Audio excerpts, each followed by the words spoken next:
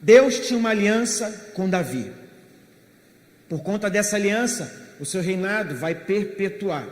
Vai a Salomão, vai a Roboão. Quando chega em Roboão, porque Roboão não vai andar nos mesmos passos que o seu avô Davi, ele vai errar, ele vai se afastar um pouco das leis, dos preceitos de Deus, que era a condição do contrato, da aliança, e por isso Deus afasta de Roboão a gestão do seu reinado por completo de Israel. Israel agora vai ser dividida, mas por misericórdia e pela compaixão de Deus, pela própria aliança que Deus tinha com o seu avô Davi, permite que apenas a tribo de Judá, das 12 tribos, fiquem ao domínio de Roboão. Jeroboão é um homem que está vindo do Egito e vai assumir o restante das tribos, mais conhecida como Israel. Dali em diante, Israel vai viver uma sucessão de reis.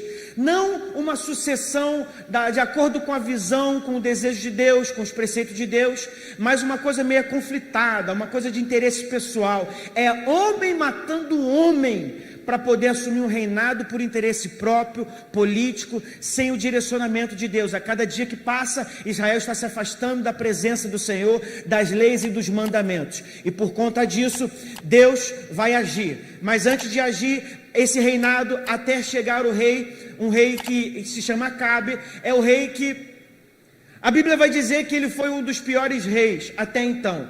Ele era um homem mau, um homem que se afastou da presença do Senhor, das leis de Deus, mais do que os outros homens, reis antes dele. E para piorar a situação, ele vai casar com uma mulher que é uma endemoniada, uma mulher que deixa ser instrumento nas mãos de Satanás, talvez pior do que o próprio Acabe. Não é pior, porque a responsabilidade da liderança é do homem, então, mas se não fosse por isso, ela seria pior do que ele, uma mulher idólatra, que servia, que era serva de Baal. Os dois formam o casal do terror, estão conduzindo Israel para distante de Deus. Ao mesmo tempo, Israel já se afasta de Deus e alimenta esse desvio de rei Acabe com Jezabel, um ciclo vicioso de pecado, que a cada dia que passa estão mais frios espiritualmente e afastados da presença do Senhor Jesus. Nesse cenário, Deus precisa levantar um homem, Deus precisa levantar um profeta, mas não pode ser qualquer homem,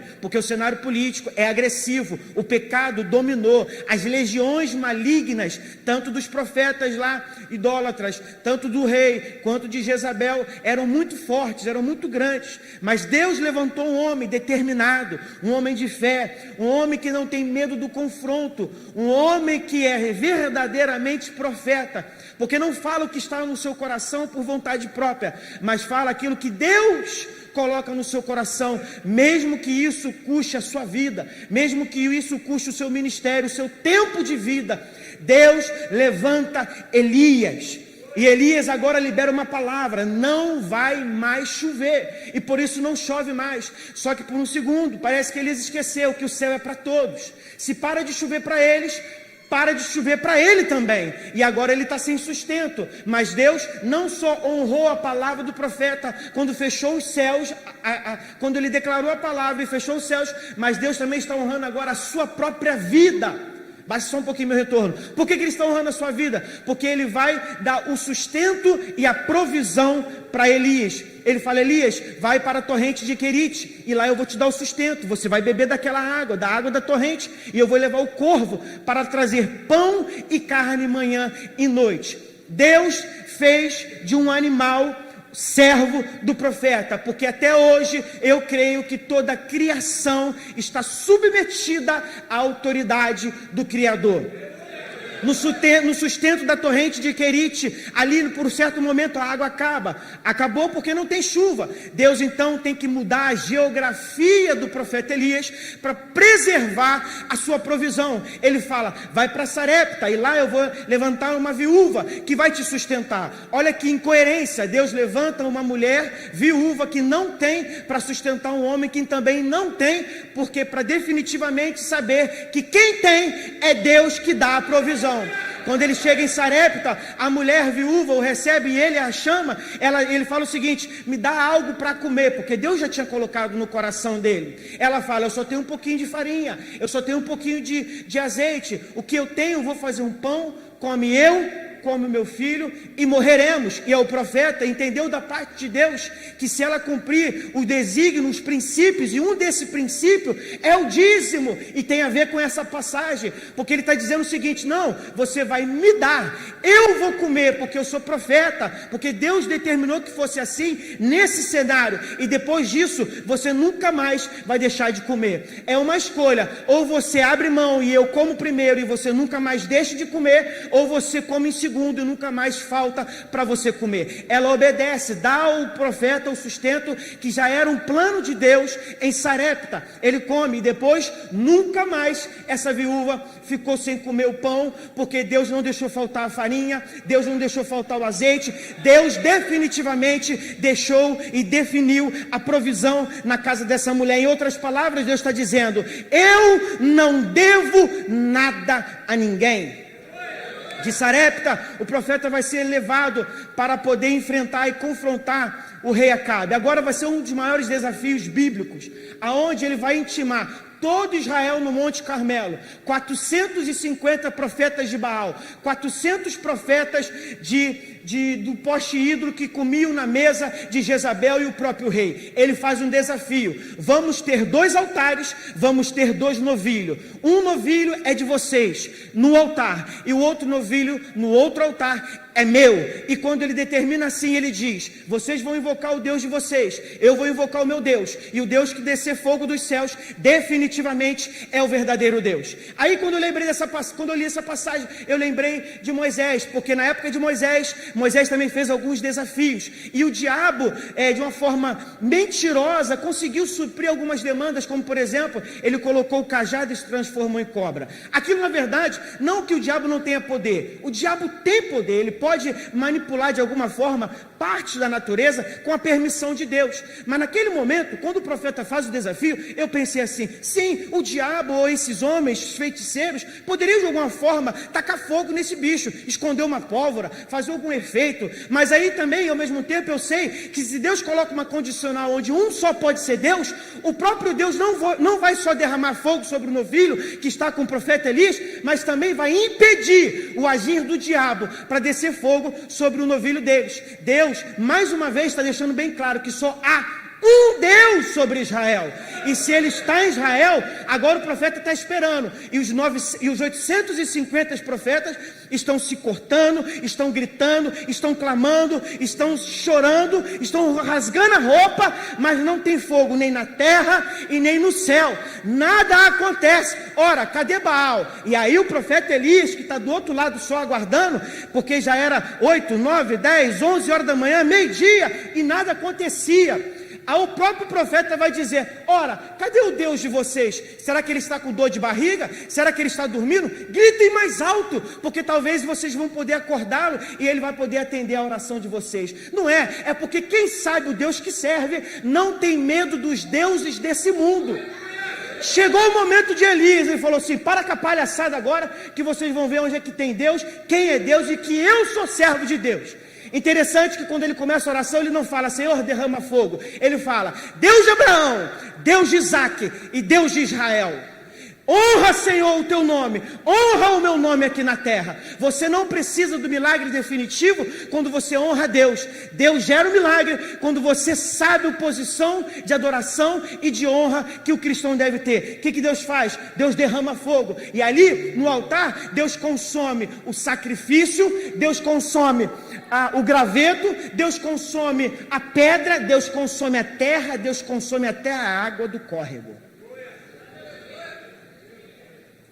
Quando Jezabel fica sabendo dessa história, ela surta de ódio, e ela fala: esse homem tem que morrer, esse homem não pode sobreviver. Ela manda uma ameaça, essa ameaça veio, mas ela veio com uma legião de demônios, e o profeta, o homem de Deus, Elias, como poucos na Bíblia vai mencionar, da coragem que esse homem tem, ele vai fugir, ele vai correr e vai se esconder dentro de uma caverna. Ali ele escuta uma voz, e a voz fala assim: Elias, o que você está fazendo aqui?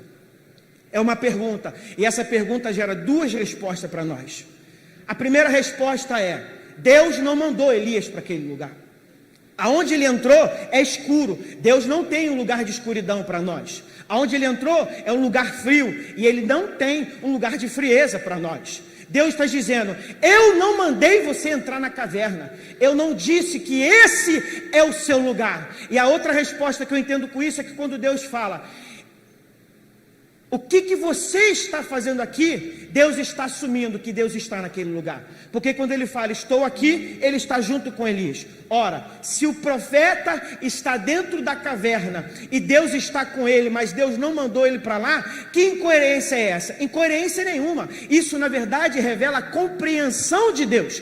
Porque Deus sabia que no mais profundo do coração do profeta, o profeta estava cansado, o profeta estava fadigado, o profeta não estava mais suportando a pressão do seu ministério, ele não estava suportando a força das legiões que se levantam contra a vida dele, porque quem é profeta de Deus tem que estar preparado para as retaliações, tem que estar preparado para as revoltas de Satanás. Eu quero ser crente, mas não quero ser atacado, então não tem como ser crente. Todavia, no final de toda luta, Deus sempre dá a vitória para o povo de Deus. Dali Deus arranca o profeta da caverna. Elias, aqui não é o teu lugar, Elias. O profeta sai dali, ele vai ter encontro com um outro homem. Deus está dizendo: teu ministério está acabando, eu quero que você levante um outro homem para seguir o teu chamado e a tua unção. Ele vai até a casa de Eliseu, e quando chega lá, bate a túnica em Eliseu. Eliseu entende o recado, porque muitas das vezes não é necessário que o homem venha detalhar o que tem para você, de seu chamado, de seu ministério, dos seus dons. Quem é homem de Deus recebe de outro homem de Deus apenas a confirmação do que o próprio Deus já colocou no seu próprio coração. Se é homem de Deus, tem que ouvir a voz de Deus. Que é a característica de ser homem de Deus? É ouvir a voz de Deus e exercer aquilo que Deus manda. Eliseu entendeu o recado e disse: me dá só um tempinho, que eu vou lá em casa me despedir dos meus pais. Ele volta para casa, se despede dos seus pais, mas antes, porque eles trabalhavam com a terra, ele trabalhava no arado, ele estava trabalhando. É interessante quando os comentaristas bíblicos dizem o seguinte: quando Deus chama Eliseu, ele não estava profetizando, ele não estava evangelizando e ele não estava pregando, ele estava trabalhando.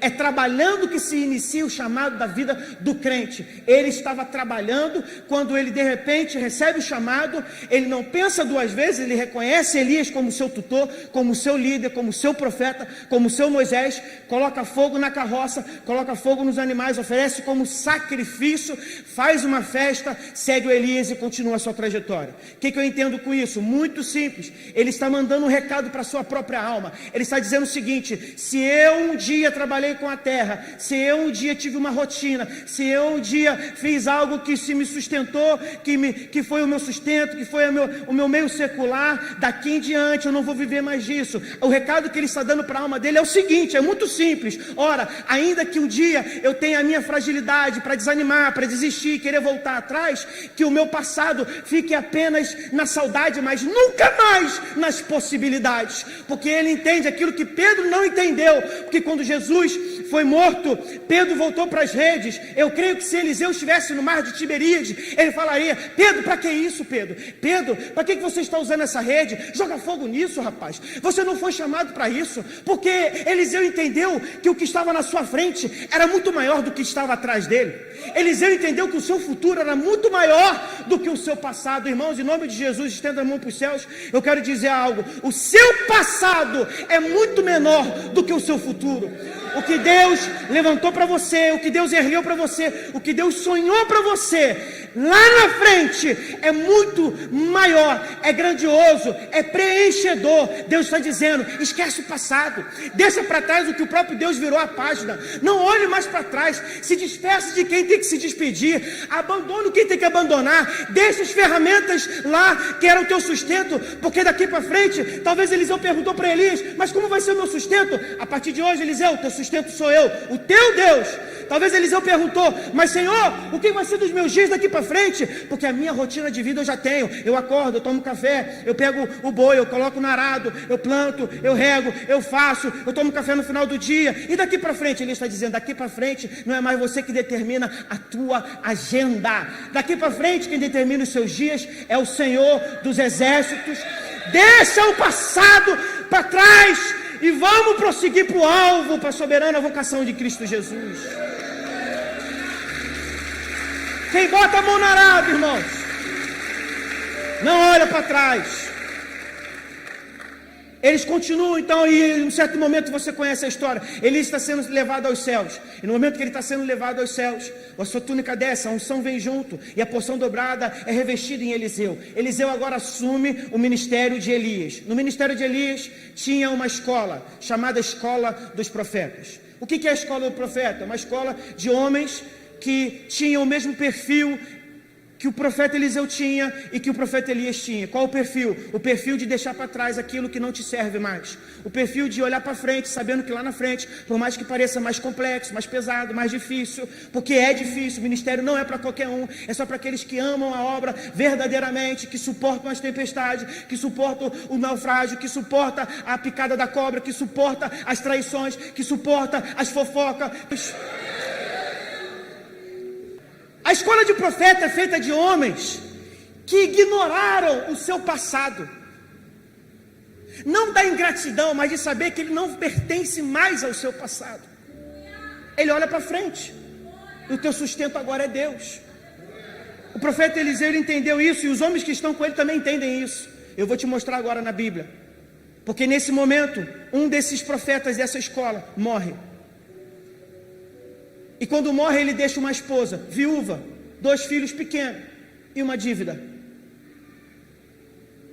E isso tem a ver com o primeiro versículo que nós acabamos de ler. Certa mulher, das mulheres dos discípulos, dos profetas, clamou Eliseu dizendo: meu marido, teu servo, morreu. E ela não imagina que por ser esposa de um profeta, não vai faltar alguma coisa dentro de casa. Ela imagina que, olha, se o meu marido é homem de Deus, eu estou tranquilo, eu estou segura. Mas aí, infelizmente, uma tragédia, esse homem morre. E depois que ele morre, escuta, ela vai até o profeta, fala: olha, Eliseu, eu criei uma expectativa muito grande, porque eu tinha certeza que a decisão do meu marido era uma decisão muito clara, segura, convicta, mas agora ele está morto. E se ele está morto, o que vai ser da minha vida? Na tradição judaica, a mulher dependia do homem. A esperança era o filho, mas os filhos eram pequenos, e a dívida não permitiria que aquelas crianças crescessem. Daqui a pouco os homens vão cobrar a dívida, e o pagamento da dívida é a vida dos próprios filhos. Ela não tem marido, ela não tem sustento, e agora vai perder os seus filhos. Ela não tem mais nada. E a pergunta que deve ter se erguido no coração dela é: Senhor, então valeu a pena te servir? Então valeu a pena respeitar o ministério do meu marido? Porque agora como é que eu fico? Por isso a indagação, coloca aqui para mim, fazendo um favor, versículo 1. Por isso a indagação que ela fala o seguinte: Eliseu dizendo: meu marido, teu servo, morreu. Olha o que ela fala, presta atenção: meu marido, vírgula, teu? Ela está dizendo o seguinte: aquele que me sustentava morreu, e aquele que você sustentava também morreu. Em outras palavras, está dizendo o seguinte: para você, Eliseu, não faz diferença. Você vai continuar a sua vida, você vai continuar com o seu sustento, você vai continuar com o seu pão, com a sua farinha, com os seus milagres. Eu não, eu fico na mão. Ela está em outras palavras quase que jogando na cara do profeta o seguinte: como é que eu fico agora? Porque o teu servo morreu, mas ele é meu marido, e tu sabes que ele, o quê? Temia o Senhor. Versículo 2, pode colocar aqui no telão. Versículo 2, vamos ver a resposta de Eliseu. Eliseu perguntou: o que hei de fazer? Irmãos, presta atenção, existem 2 perguntas aqui na verdade. A segunda, em outras traduções, também é uma pergunta: dize-me o que queres que tens em casa. Olha só, primeiro ele pergunta: o que você quer que eu faça? Aqui eu vejo o homem Eliseu respondendo. Em outras palavras: filha, o que aconteceu, aconteceu, inerente a qualquer pessoa, está vivo, pode morrer. Em outras palavras, o que você quer que eu faça por você, minha filha? Ele estava me servindo, mas porque ele estava servindo a Deus. Eu sou apenas uma ponte, eu sou apenas um alguém que por ele estar, porque se o teu marido resolveu servir a Deus, no tempo que Deus tem um chamado para mim, é meio que eu não tenho culpa, é automático, ele também me servia, não tem nada a ver com isso. Ele não veio por causa de mim. O que aqueceu o coração dele para o chamado não fui eu. Foi o que Deus colocou e Deus falou com ele. Em outras palavras, você está querendo resolver seu problema, não sou eu que vou resolver. Mas o interessante é que logo após ele faz uma outra indagação. Ele pergunta, ele fala o seguinte: O que você tem? Aí o que eu vejo? Uma diferença entre o homem falando e um profeta falando. Se da primeira pergunta é o homem falando, na segunda o profeta está sendo usado por Deus. Parece que Deus interrompeu entre a primeira e a segunda pergunta e dizendo o seguinte: calma, Eliseu, que daqui em diante é comigo. Se na primeira pergunta o profeta coloca a mulher no lugar dela, na segunda Deus coloca o profeta no lugar dele. Dali em diante parece que Deus está gritando no coração de Eliseu: não se preocupa, eu não devo nada para ninguém, eu pago essa dívida. Ela responde: o que eu tenho? Tua serva não tem nada, senão uma botija de azeite. Irmãos, olha só, não tem nada ou tem alguma coisa? Não, ela tem alguma coisa. Como que ela não tem nada? Mas sabe o que isso representa? Sabe o que isso expressa? Que ela tinha tão pouco, e o pouco que ela tinha não dava solução para o tamanho do seu problema, que aquele pouco ela considera como nada. Só que ela esqueceu por um segundo que o pouco na mão dela é tudo na mão de Deus. Esse teu salário que você fala que é pouco, é com esse salário que você vai comprar o seu carro. Essa rescisão que você considera como pouco, é com essa rescisão que você vai comprar a tua casa própria. Você é o único que é crente dentro da sua casa. Você é o único cristão dentro da sua casa. É pouca, mas ninguém, primo, cunhado, vizinho, papagaio, nem um cachorro serve a Deus. Quando toca funk ele dança. Se é só você, é o pouco que tem. É o pouco nas tuas mãos, é tudo nas mãos de Deus. Deus vai usar aquilo que estiver nas suas mãos. É pouco para você, mas é mais do que suficiente na mão de um Deus todo-poderoso, que se do nada fez tudo, imagina com o pouco que tem na sua mão. Davi tinha poucos homens, e foi um dos maiores exércitos de Israel. Gideão tinha 300 homens, e venceu todo o grande exército dos midianitas. Um pouquinho de pão, um pouquinho de peixe, e multiplicou para toda uma multidão. Noé só tinha a sua família, mas construiu uma arca que gerou a salvação. Deus vai multiplicar o pouco. Levanta suas mãos, erga a sua voz e repita comigo: eu sei que o meu pouco vai se multiplicar, vai se multiplicar, vai se multiplicar. Glorifica a Deus, irmãos.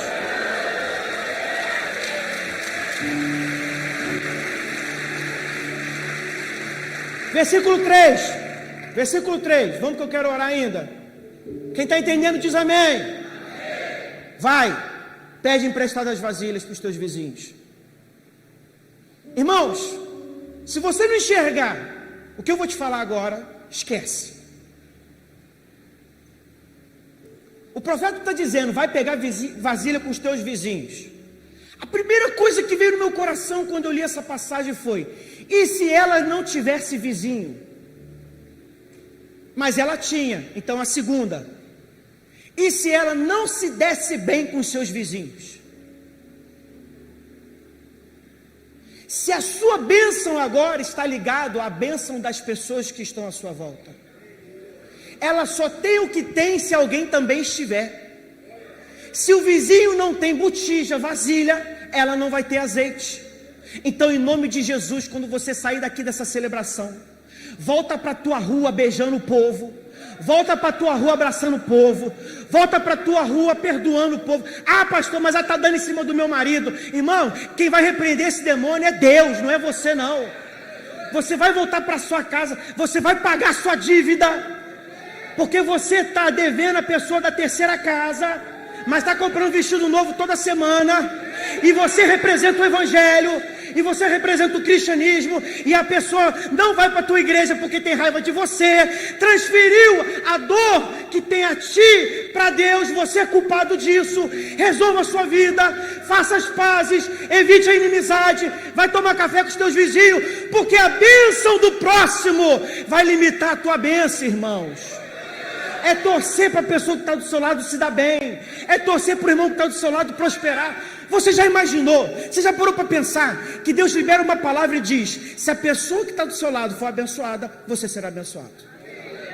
Aleluia, então bota a mão, pega a mão dela, então vai, pega a mão dela e fala assim, me perdoa. E me empresta a vasilha.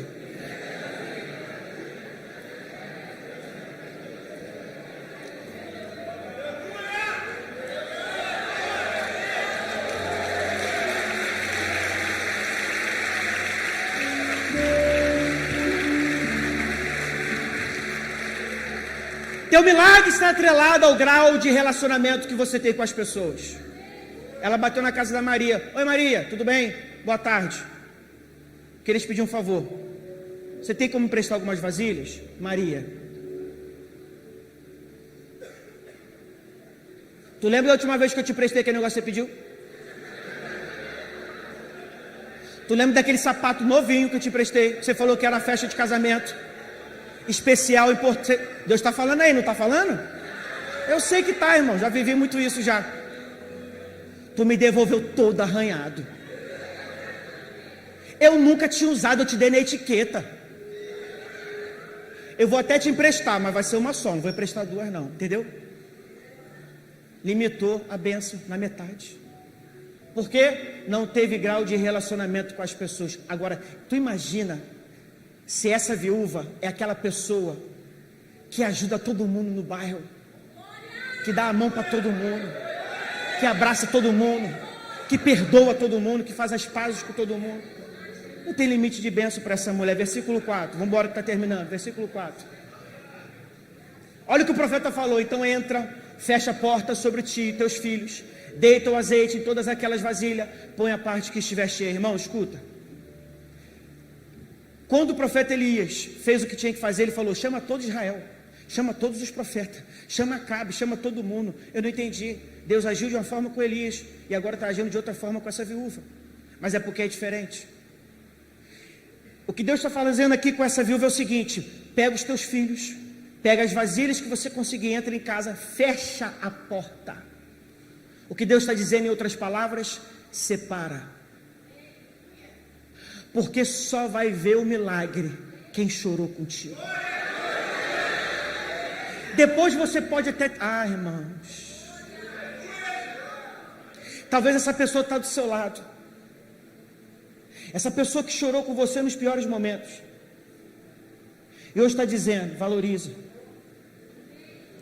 Porque você que viu as lágrimas desse homem correr pelo rosto, vai ser você digna de ver o milagre que Deus vai fazer dentro da sua casa. Só pode ver o milagre quem sofreu junto. Depois você pode testemunhar para quem você quiser. Os meninos estão dentro de casa. Acredito que um pouquinho maior e o outro um pouquinho menor. Essa mulher está com a botija, o mais velho do lado direito e o mais novo do lado esquerdo. Qual versículo que nós lemos agora? 5 ou 6? 4? Peraí, deixa eu ver se o 5 tem alguma coisa a ver com isso. Vamos lá.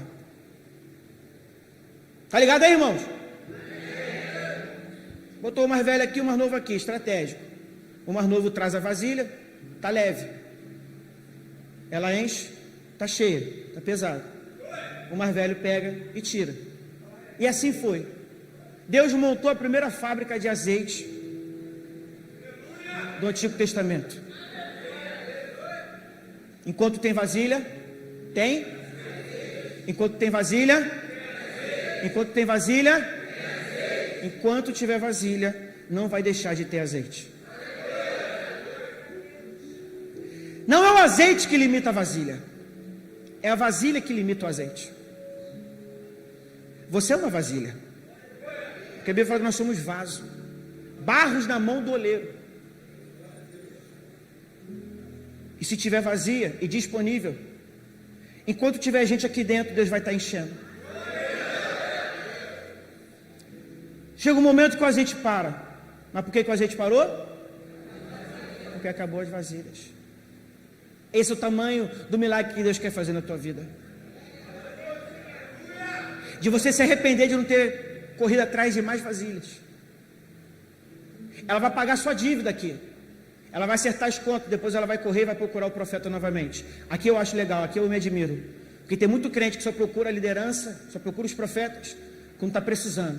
Depois que Deus abençoa, beijinho no ombro. ela volta para poder dar uma satisfação e pegar uma orientação com o profeta. Isso se chama gratidão e reconhecer a autoridade. O profeta vai falar para ela o seguinte: você pega as suas coisas, vende, vive do resto. Ela está muito animada, ela está, profeta, eu estou muito feliz, deu certo, resolveu a situação, eu estou, nossa, não tem nem palavra para agradecer, eu estava com o coração muito apertado, eu não sei o que seria do meu futuro, dos meus filhos, eu não sei o que seria, muito obrigado. O profeta orienta, então é isso, pega, vende tudo, paga a tua dívida, vive do resto que você tem, e Deus te abençoe, tá bom? Ela vira, ele vira, daqui a pouco eu imagino que o profeta parou, virou para trás, e falou: só mais uma coisa, Deus te deixou alguma dívida para você?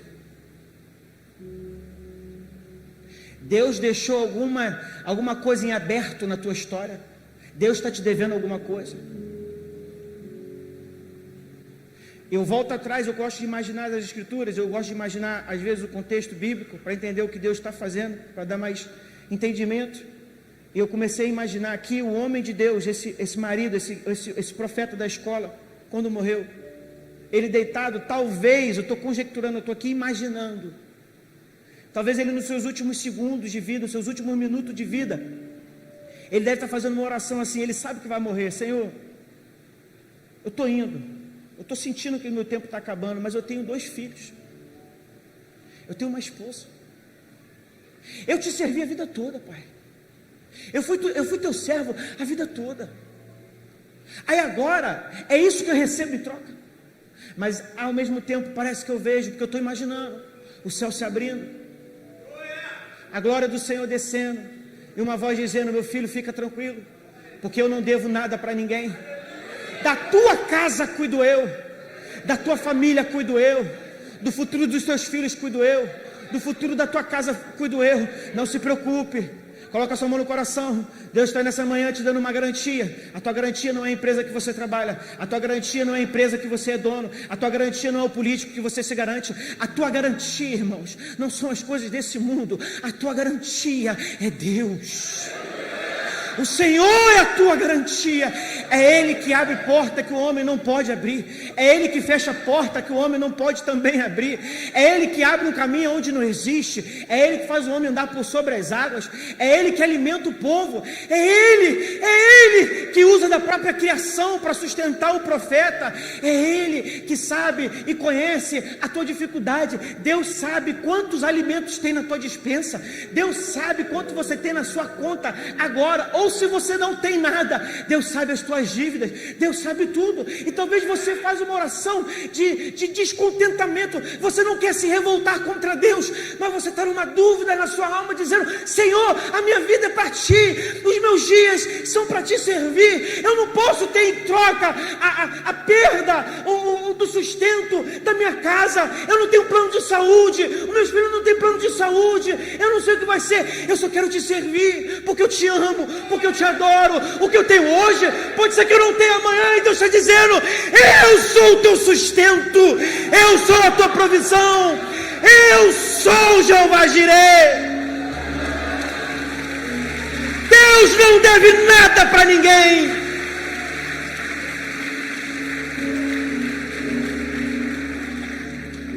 Deus não deve nada a ninguém. Pastor, mas o sustento não veio porque não chegou a hora. Calma, meu filho, fica tranquilo. Da tua casa cuido eu.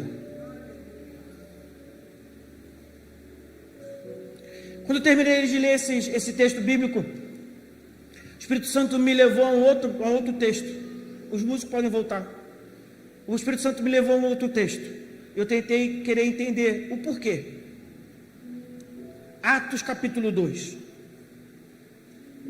que a Bíblia fala no versículo 1, e todos estavam reunidos ali, no mesmo lugar. Aí eu voltei para o 2 Reis, capítulo 4, quando aquela mulher pegou todas as vasilhas e colocou dentro e todas as vasilhas estavam no mesmo lugar. Versículo 2 do livro de Atos, capítulo 2. Versículo 2: ouviu-se um som como de um vento impetuoso. Versículo 3: línguas foram repartidas como de fogo. Foram vistas línguas repartidas como de fogo. E no versículo 4 diz: todos. Você não entendeu? Todos. Todos foram cheios do Espírito Santo. Não houve sequer uma vasilha vazia. Todos que estavam reunidos foram cheios do Espírito Santo.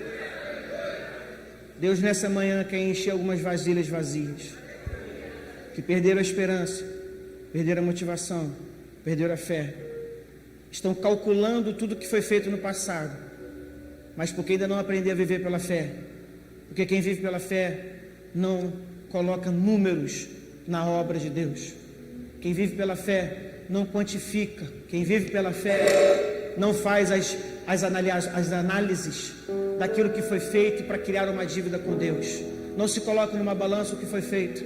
Deus sempre recompensa os seus filhos, mas o maior desejo de Deus é encher as vasilhas. Quem quer ser cheio do Espírito Santo, então por que você não está de pé ainda? Por que você ainda não está glorificando a Deus?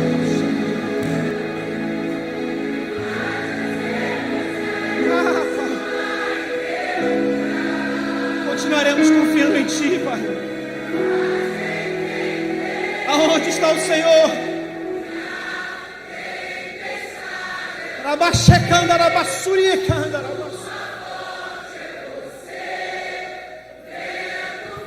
rabachecanda, rabassuriecanda, rabachecanda.